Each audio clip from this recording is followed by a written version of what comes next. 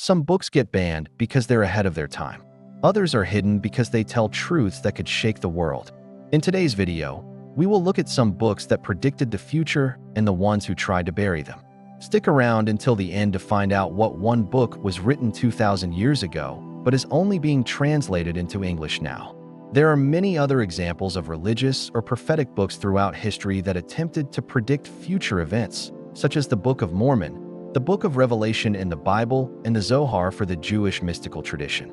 For example, the Anglo-Saxon Chronicle contains an entry from the year 892 that reads, "In this year, Alfred, king of the West Saxons, granted laws to all the English people from the Northumbrians to the South Saxons." The answer, sadly, is simply because they threatened those in power. Just think about it. After the Norman conquest of England in 1066, William the Conqueror ordered the destruction of many Anglo-Saxon texts, including the original version of the Anglo-Saxon Chronicle. Now, I don't know who this guy was or what he was thinking, but it makes me wonder if he was looking for books about the future of the United States, or maybe he was just some crazy person. It's like they were hiding all this time waiting for the world to be ready for their message. Take the Lost Books of Enoch, for instance. This mysterious text written between the 3rd century BC and the 1st century CE contains some pretty wild stuff. The truth is there are countless others that could be added to this list. But why do you think this happens? Why do those in power try to keep certain books and information away from the public? Is it always for nefarious reasons, or are there ever legitimate concerns about the content of certain texts? Let me know your thoughts in the comments below. According to some scholars, it's a collection of pseudepigraphal works attributed to Enoch, the great-grandfather of Jesus Christ. Truth doesn't need a publisher, just time. Throughout history, there have been countless examples of books. What do you think this says about our society and the importance of freedom of speech and expression?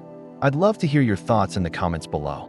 And if you're interested in learning more about this topic, be sure to check out the resources in the description below. Thanks for joining me on this journey through time and knowledge. Remember to subscribe for more amazing historical tales. Until next time, stay curious and keep asking questions. After all, knowledge is power, and the more we know, the more we can change the world for the better. And texts that were banned or suppressed only to become widely accepted and celebrated over time. The truth is, there are plenty of books that were once considered too controversial or dangerous to be read by the general public that are now considered classics. And I think that this shows us that ultimately, the truth will always find a way to come out, no matter how hard those in power try to suppress it. However, the text itself doesn't claim to have been written by Enoch, but rather by various authors within a Jewish apocalyptic tradition. The books of Enoch cover everything from the fall of the angels to secret knowledge and wisdom that was hidden away. The problem was that these books weren't considered canonical, meaning they weren't included in the Bible. So what happened to them? Well, like many other non-canonical texts, they were lost to history or intentionally destroyed. This wasn't necessarily because they were dangerous, but because they weren't part of the accepted scriptures. However, there is evidence that some of the texts survived in fragments among the Dead Sea Scrolls, which is really exciting. These fragments show that people in the past knew that these writings existed, and some of them even quoted from the Book of Enoch. Okay, moving on. However, there are also a number of sectarian manuscripts that were never meant to be found by outsiders. What exactly are these sectarian manuscripts? Well, the name comes from the fact that they were written by a group of people known as the Community of Qumran, who lived near the Dead Sea around the time of Jesus Christ. These scrolls include texts such as the Community Rule, which outlines the rules and regulations of the community, as well as other sectarian writings that offer insights into their beliefs and practices. These texts were likely kept secret from outsiders because they contained information that the group didn't want to share with the outside world. Maybe they were afraid that others would use this information against them or exploit it for their own gain.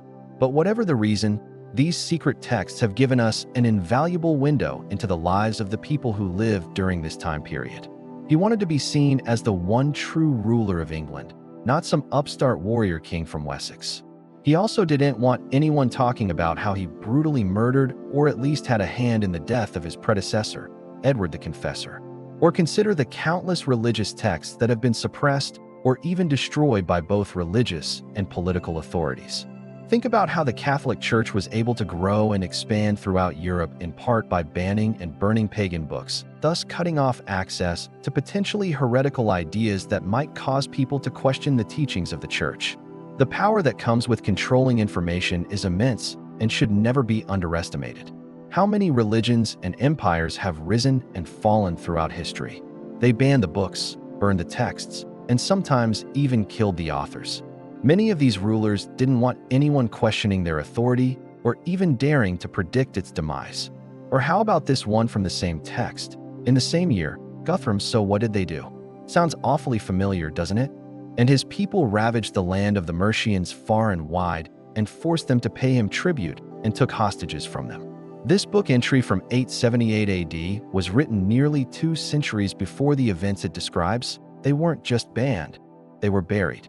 And every word came true, including the Battle of Ashdown in 978 AD when King Aethelstan of England defeated the Vikings once and for all, bringing England under one rule.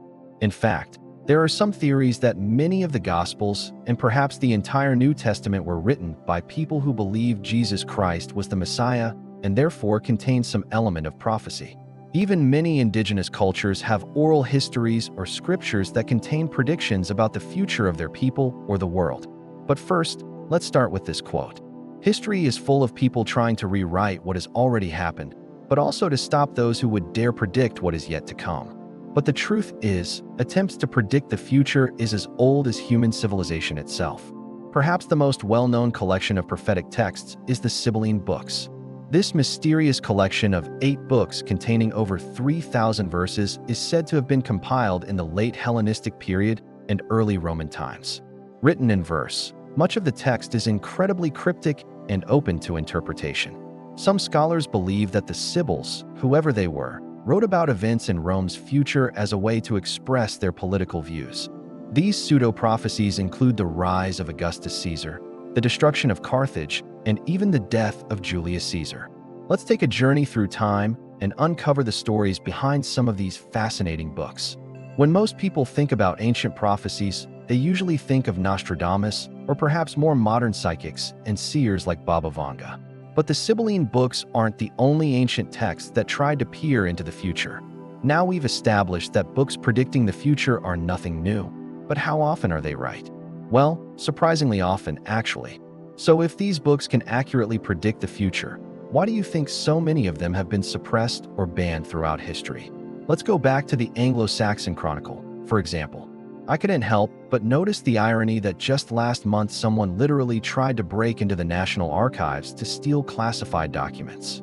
There are also instances where books about the future have gone missing only to turn up again decades or even centuries later. And speaking of the Dead Sea Scrolls, this collection of ancient Jewish texts discovered in caves near the Dead Sea in the mid-20th century contains many familiar books from the Old Testament. These are just a few of the many books about the future that have been banned, destroyed, or lost to time. Before we wrap things up today, I want to leave you with one final thought. Take a moment to reflect on some of the books and texts that have been banned or censored throughout history.